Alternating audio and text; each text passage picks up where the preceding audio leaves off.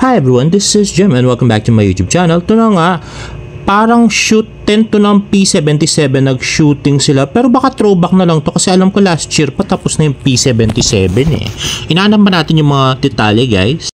Next sa Instagram post ni Miss Barbie Fortesa, yung saya ko kasi tabi-tabi mga samyupsal dito. At grabe si Barbie, litaw-litaw na yung chan, no? Napaka-sexy at napaka-pretty niya sa kanyang hat, 'di ba? I so love it. Oh, 'di ba? Sexy and pretty at lumalaki na ang bumper. Nice. At nirepost nga ni Barbie Fortesa yung close-up moving closer. At sa Sabado na nga yan, guys.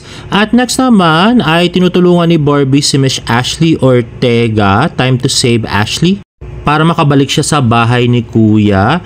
At next naman ay post, di ko alam kung saan galing yung picture na to, pero this is Barbie Fortesa in her Chable heiress era. O diba, napaka-cute niya. Grabe yung mga dresses. Pang ano talaga, pang Korean businesswoman. Then Barbie Fortesa retweeted, Beauty Empire goes to Korea. Beauty Empire stars sina Barbie Fortesa, Kailin Alcantara, Choi Boo-min at Arion Maniago gumora sa South Korea para sa pinakabagong drama series ng GMA. Abangan ang pinakamagandang laban sa primetime mula sa GMA View at Crizion Studios. At next naman, post ni John Ross sa Instagram, first look at Noreen. I am having a blast working on her costumes this era. I cannot wait for you to see the looks. We are working very hard for you all. Ayan na nga, parang yung mga outfitan dito yung sa Temptation of Wife, no? Mga ganun style ni Barbie. At ayan na si Choi Boo-min in denim. Next is Aaron Maniego, Kailin Alcantara, and Choi Boo-min. And then Aaron and Kailin. And then Choi Boo-min and Miss Barbie Fortesa. And lastly, Aaron Maniego, Kailin Alcantara, and Miss Barbie Fortesa. Grabe, neneng-nene talaga si Barbie dito. At Jenna posted on Facebook, Barbara Fortesa for You Glow Babe Main. Special thanks to Miss John Navarro, Miss Diana. And you can pre-order for your Beauty White sunscreen now. So 139 yung solo at 239 yung twin pack. Yun na nga guys, murang-mura lang para maging kasing puti nyo si Barbie.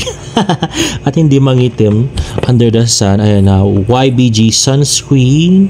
O, diba? Napaka-pretty ni Barbie dito. Come on Barbie, let's go party. O, diba? Grabe yung mga picturean pala ni Barbie dito, no? Pang magazine. At ito yung video guys. Ay napaka-pretty si Miss Barbie Fortesa. Ayun. O diba, grabe yung kilikili. Super puti, Barbie. For you glow, babe. At next naman ay TikTok post ni Dennis Daniel. Something exciting is coming and I'm so thrilled to be part of it with contract signing kasama si Barbie Fortesa para sa isang kilalang brand. What? Paano nangyari yun? Recently nga ay naganap ang launch para sa pinakabagong produkto ng You Glow Babe na Beauty White Sunscreen Bright Glow. Ang tagal nating inintay na maging available ito sa market and finally, nandito na siya. And sino pa nga ba ang pinaka-perfect para i-represent ang napakagandang produktong ito kundi ang nag-iisang Barbie Fortesa. Si Barbie nga ang pinakabagong mukha ng You Glow Babe and I must admit, nakaka-starstruck talaga ang ganda niya. Literal yung sinasabi nila na para siyang may dalang sarili niyang ilaw. Napakabait din at sobrang down to earth at talagang umikot pa siya para makausap lahat ng creators na present sa event. I'm so honored to be one of the invited influencers and take note guys, ako lang ang lalaki na na-invite out of all the many male influencers ng You Glow Babe. Nakakataba naman ng puso. I also got the chance to meet You Glow Babe CEO na si Ma'am JD na super bait at accommodating at napakaganda sa personal. May mga nakausap at nakalala din ako na ibang creator sa event at na-meet ko din ang buong team ng You Glow Babe na nag-a-assist sa aming mga concerts. At ito na ang exciting part, contract signing na! Sobra akong nag-enjoy sa event at eto nga, nanalo pa nga ako sa isang game. Sobra din akong excited na gamitin ang bagong product ng You Glow Babe na Beauty White Sunscreen dahil panigurado na napakaganda nito. Si Barbie Fortesa ba naman ang endorser, oh? This is definitely one event to remember. Muli maraming salamat sa lahat ng bumubuo ng You Glow Babe. Thank you so much po sa tiwala. And I am proud and happy to be part of the You Glow Babe family.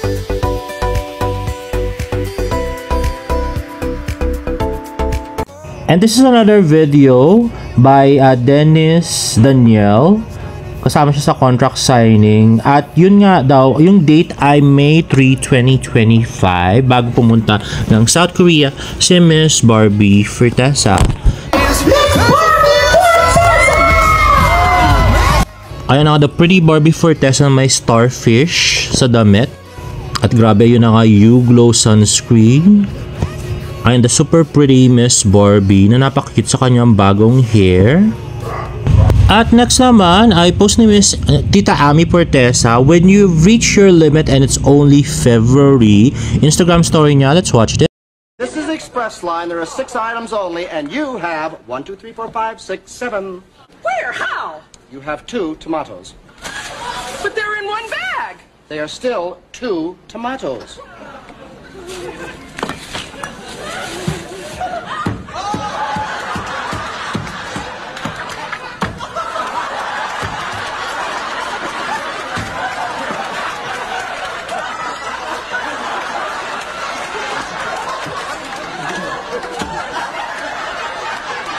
One bag of ketchup. Now ring me up.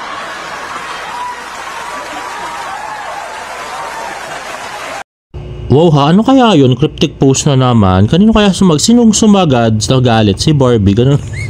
Charot. At next nga ay post ng Lionheart TV, nakahanda ng sunod-sunod na buwan ng dalawang malalaking pasabog ng GMA Network for its 75th anniversary. So yun ang Encantadia Chronicles ay premiere sa June 16 at June 23 naman ay yung Sanggang Dikit ni Dennis Trillo at saka General Mercado. So yung unang chismis nga ay parang June daw yata nila balak yung Beauty Empire. Kaya lang parang matidelay siya kasi wala pa nga siya dun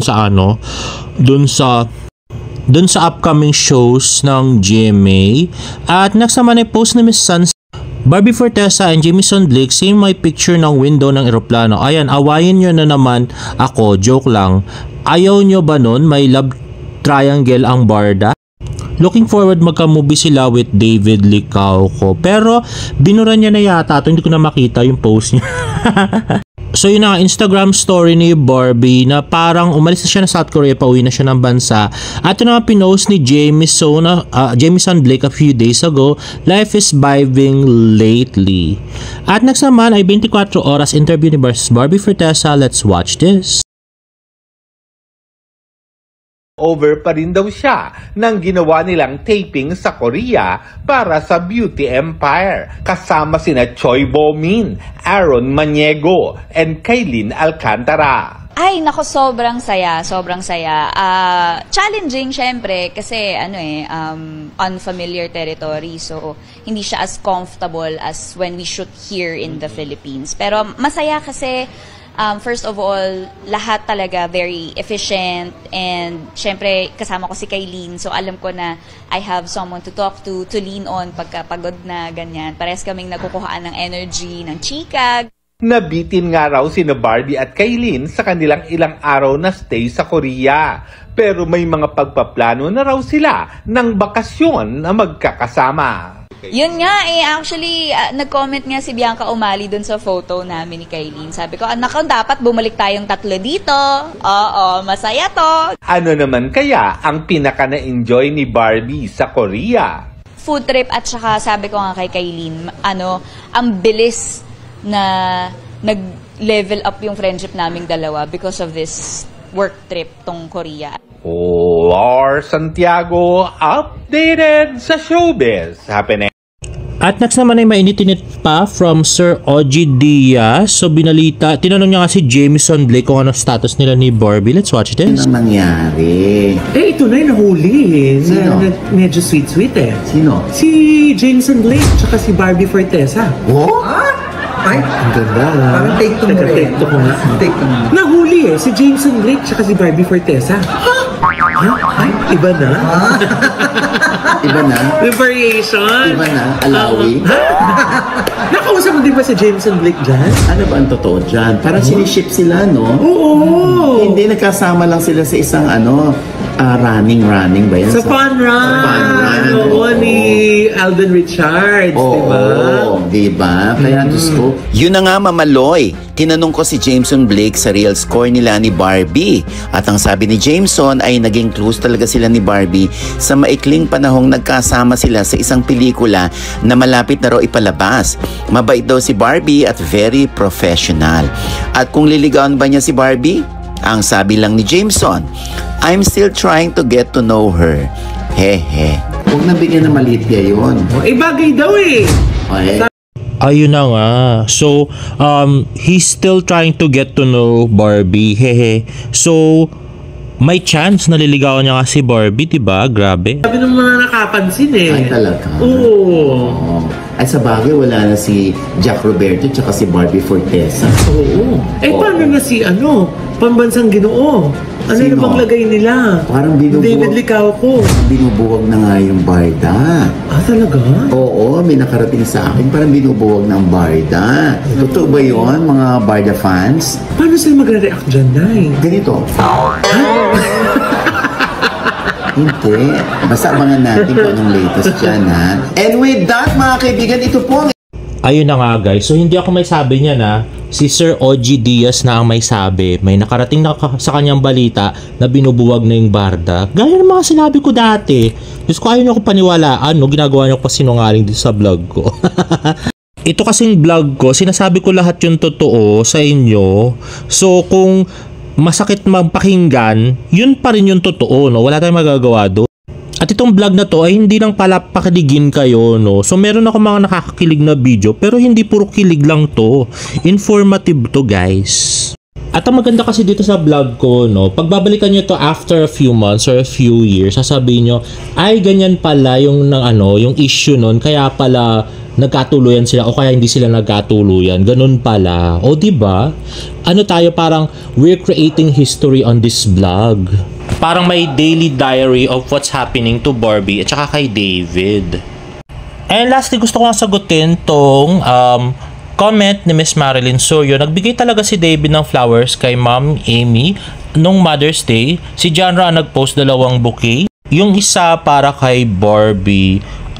Actually, parang hindi naman nag-post si Janra this 2025 ng mga bouquet of flowers. Kasi alam ko parang galing din siya sa ibang bansa.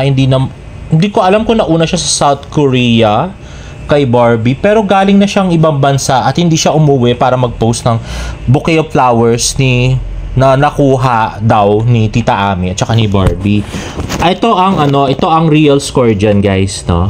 Nung 2023 ay nag-post si Tita Ami ng flowers sa kanyang Instagram story ng Mother's Day na may thank you. At saka wala ring pangalan kung sino nagbigay. So yun nga, ang hinala nga as per chismis ay bigay daw ay si David at meron din daw si Barbie nakuhang bouquet of flowers. That was way back 2023 pa.